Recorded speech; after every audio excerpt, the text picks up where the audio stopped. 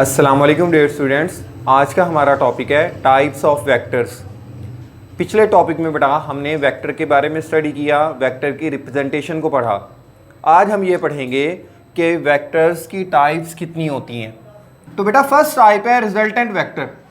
अब resultant vector क्या है बेटा कि जब हम बहुत सारे वेक्टर्स को ऐड करते हैं तो एक सिंगल वेक्टर हमें मिलता है, उस सिंगल वेक्टर को हम कहते हैं रिजल्टेंट वेक्टर। तो इसकी डिफाइन में भी आपने बताना है, it is a single vector which has the same effect. वो जो सिंगल वेक्टर हमें मिला है उसका सेम इफेक्ट होगा किसकी तरह, as combined effect of all vectors to be added. जितने वेक्टर्स हमने ऐड किए हमें एक नया सिंगल वेक्टर मिला जिसे हमने नाम दिया रिजल्टेंट वेक्टर का। यानी जितने वेक्टर्स ऐड हुए हैं उनका इफेक्ट, यानी जितने वेक्टर्स ऐड हुए हैं उनका इफेक्ट और उनके ऐड होने पर जो नया वेक्टर बना है उसका इफेक्ट सेम होगा। तो अब इसको अगर हम एग्जांपल के तौर पर डिफाइन करें तो हमारे पास है बेटा दो वेक्टर्स। पहला वेक्टर है ए, ठीक है। इसी तरह से हमारे पास सेकंड वेक्टर है बी। ये दो वेक्टर्स हैं।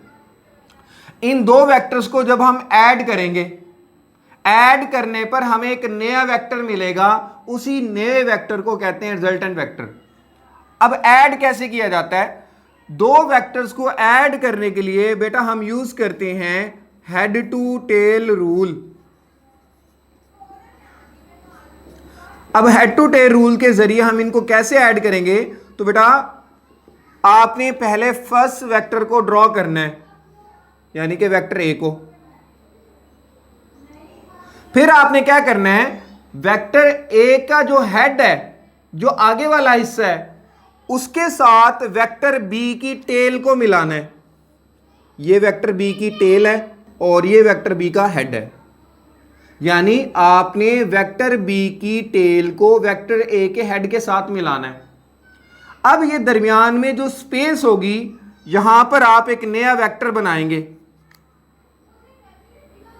ये जो नया वेक्टर बेटा बनेगा, इसी नए वेक्टर को हम कहते हैं रिजल्टेंट वेक्टर, या इसको बेटा आपने रिप्रेजेंट करना है आर से। तो रिजल्टेंट वेक्टर क्या होता है बेटा कि जब आप दो वेक्टर्स को ऐड करते हैं तो नया वेक्टर जो आपको मिलता है उसको रिजल्टेंट वेक्टर कहते हैं, और जो इफेक्ट इन दोनों का कंबाइन होगा वही सेम इफेक्ट रिजल्टेंट में आपको मिलेगा। तो ये बेटा हमारे पास डिफाइन थी रिजल्टेंट वेक्टर की। नेक्स्ट बेटा सेकंड टाइप है यूनिट वेक्टर। अब जो वर्ड यूनिट है, यूनिट का लफ्जी मतलब होता है वन। यानी अगर आप इसको सिंपल वर्डिंग में डिफाइन करें, ऐसा वेक्टर जिसका मैग्नीट्यूड वन हो, या आप ये कह सकते हैं ऐसा वेक्टर जिसकी वैल्यू या न्यूमेरिकल वैल्यू वन हो, तो उस वेक्टर को बेटा हम कहते हैं यूनिट वेक्टर। अब इसको अगर हम डिफाइन करें तो ऐसे ही आप बताएंगे, it is a vector whose magnitude is unity. यानी उसका मैग्नीट्यूड वन होगा, उसकी जो स्केलर वैल्यू होगी या न्यूमेरिकल वैल्यू होगी वो हमारे पास होगी one, with no unit in given direction. और जिस डायरेक्शन में वो होगा आपने उसमें कोई यूनिट नहीं बताना। तो बस सादा अल्फाज में यही बात याद रह जाएगी, ऐसा वेक्टर जिसका मैग्नीट्यूड वन हो उसको यूनिट वेक्टर कहते हैं।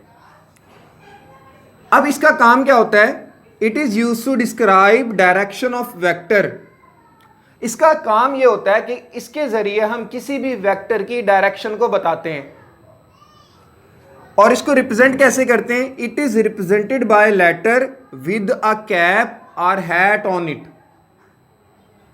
कि हम किसी लेटर के ऊपर कैप लगा दें या हैट लगा दें, इससे इसको रिप्रेजेंट करेंगे। मिसाल के तौर पर हमारे पास यूनिट वेक्टर है ए, तो इसको रिप्रेजेंट करेंगे ए हैट से।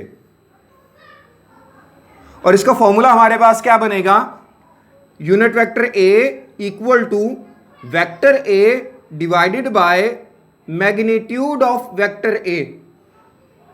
कि जो भी हमारे पास वेक्टर है उस वेक्टर के मैग्नीट्यूड से जब आप उसको डिवाइड करेंगे तो हमें एक यूनिट वेक्टर मिलेगा।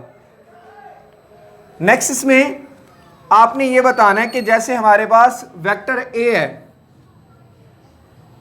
ये वेक्टर ए एक्स एक्सिस की डायरेक्शन में है,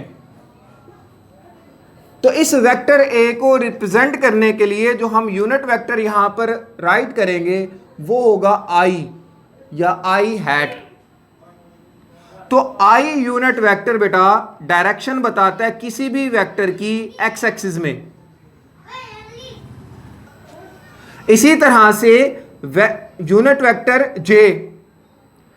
वेक्टर जे किसी भी वेक्टर की वाई एक्सिस में डायरेक्शन को बताता है।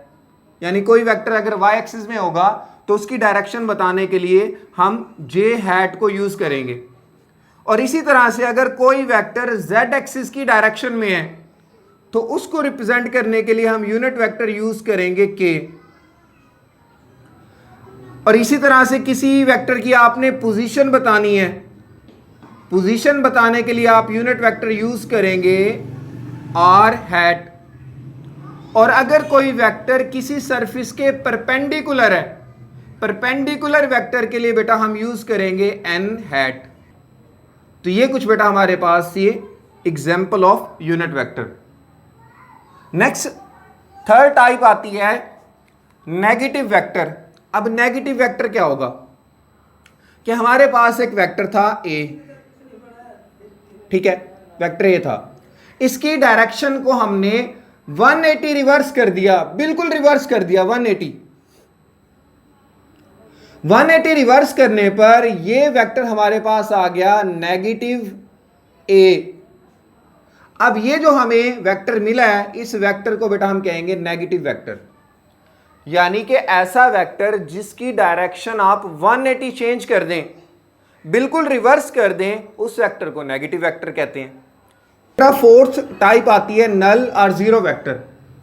ये ऐसा वेक्टर होता है जिसका मैग्नीट्यूड जीरो होगा और इसकी कोई डायरेक्शन नहीं होगी, या आप ये कह सकते हैं इसकी आर्बिट्रेरी डायरेक्शन होगी। आर्बिट्रेरी कहते हैं कोई प्रॉपर डायरेक्शन का ना होना, ठीक है, मैग्नीट्यूड जीरो, आर्बिट्रेरी डायरेक्शन।